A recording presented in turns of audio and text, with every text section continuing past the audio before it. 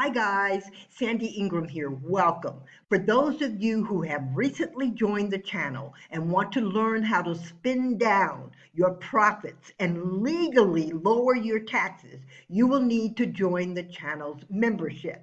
The link is in the description.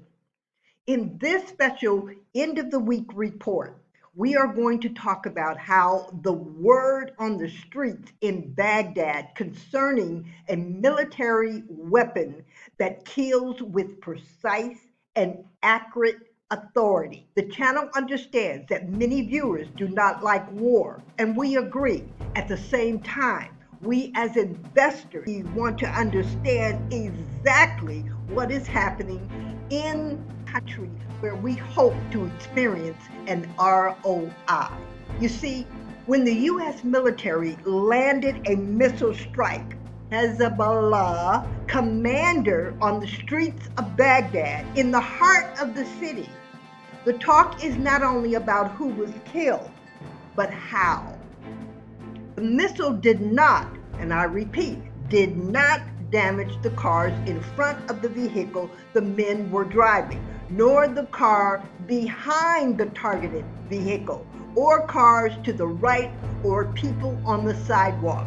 And this happened in a commercial area of a popular neighborhood in the heart of Baghdad. In other words, the missile was so precise that it destroyed nothing and no one except the target. Now guys, I don't know about you, but that is frightening.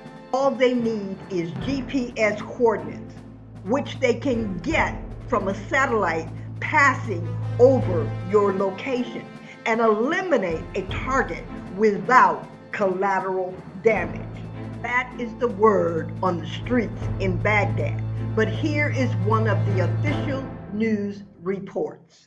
It has become clear that the U.S. prefers to use the so-called flying Ginsu for targeted assassinations, after using a Hellfire missile with 6 long blades to kill a senior Kataib Hezbollah official in Baghdad during this past week. According to the Wall Street Journal, the U.S. deployed the modified missile to kill Abu Bakr al-Sadi, Kataib Hezbollah's commander of Syrian operations. The drone strike took place in a crowded commercial and residential neighborhood in East Baghdad, Al-Mashtal, which is also the site of one of Kataib Hezbollah's offices. Explosions were heard miles away in the Iraqi capital. In Arabic language media reports and Iranian sources, Arkan al-Alawi, another senior Kataib Hezbollah official, was also killed in the strike, the U.S. said. So, what prompted the U.S. military to carry out the strike? A drone attack at a remote desert outpost in Jordan that killed 3 U.S. soldiers, which the U.S. suggested was the work of Kataib Hezbollah. This group is the most powerful and active Shia militia in Iraq. Video footage from the scene in eastern Baghdad showed an SUV engulfed in flames but still intact, similar to other Ginsu attacks. U.S. missiles with explosive warheads usually leave craters, scorch marks, and debris. The Ginsu's distinctive feature is that it doesn't leave collateral damage or burn marks. U.S. Central Command said that there were no reports of collateral damage or civilian casualties after the Baghdad strike. The U.S. strikes occurred during the past week. You will find additional news regarding the IQD, the VND, and Zimbabwe's currency on the channel's blog.